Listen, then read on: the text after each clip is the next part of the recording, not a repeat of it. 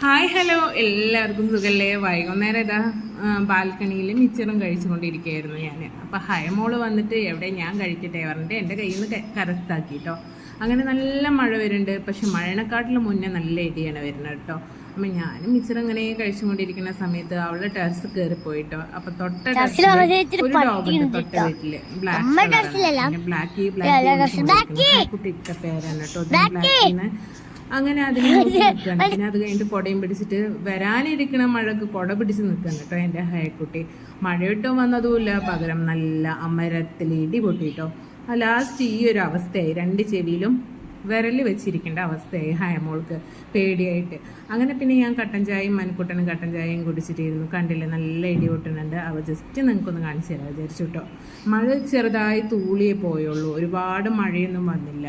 ഇത് പിന്നെ ഇടിയല്ല കേട്ടോ, തൊട്ട അമ്പലത്തിൽ നല്ല ഇതുപോലെ കളറായിട്ട് നല്ല പടക്കങ്ങൾ പൊട്ടിക്കാണുണ്ടായിരുന്നു. അപ്പോൾ ഇടിയും ഉണ്ട്, ഈ ഇതും വരുന്നുണ്ട്. ആകാശം മൊത്തത്തിൽ തിളങ്ങിക്കൊണ്ടിരിക്കുന്നു കേട്ടോ.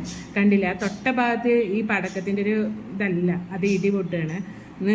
ആ പടക്കം പൊട്ടുന്ന അതിൻ്റെ ഒരു ഭംഗി ജസ്റ്റ് നിങ്ങൾക്കൊന്നും ഷെയർ ചെയ്യാൻ പറഞ്ഞിട്ട് ഞാൻ നന്നായി സൂം ചെയ്ത് വീഡിയോ എടുത്തിട്ടോ. അപ്പം ഹയമോള് പറയുന്നുണ്ട്, ഇടി ഏതാ പടക്കം പൊട്ടണ ഏതാന്ന് അറിയണില്ല അല്ലമ്മ പറയുന്നുണ്ട് അവള്.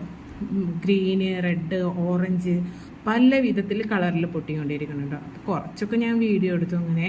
പിന്നെ മഴ ഒട്ടും പെയ്തില്ല കേട്ടോ. പാലക്കാട് നിന്ന് പല പല ഭാഗങ്ങളിൽ നന്നായി മഴ പെയ്തിട്ടുണ്ട്. ഇവിടെ ജസ്റ്റ് ഒന്ന് തൂളിപ്പോയേ ഉള്ളൂ, നല്ല അമരത്തിൽ മഴ പെയ്തൊന്നുമില്ല.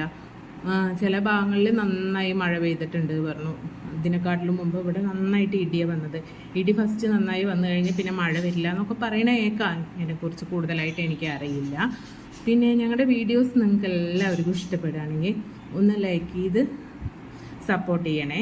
പിന്നെ ഇതിൽ വീഡിയോസിൽ വല്ല പോരായ്മകളും ഉണ്ടെങ്കിൽ അതും ഒന്ന് പറഞ്ഞു തന്നാൽ ഞങ്ങൾ ഇനിയുള്ള വീഡിയോ കറക്റ്റാക്കും.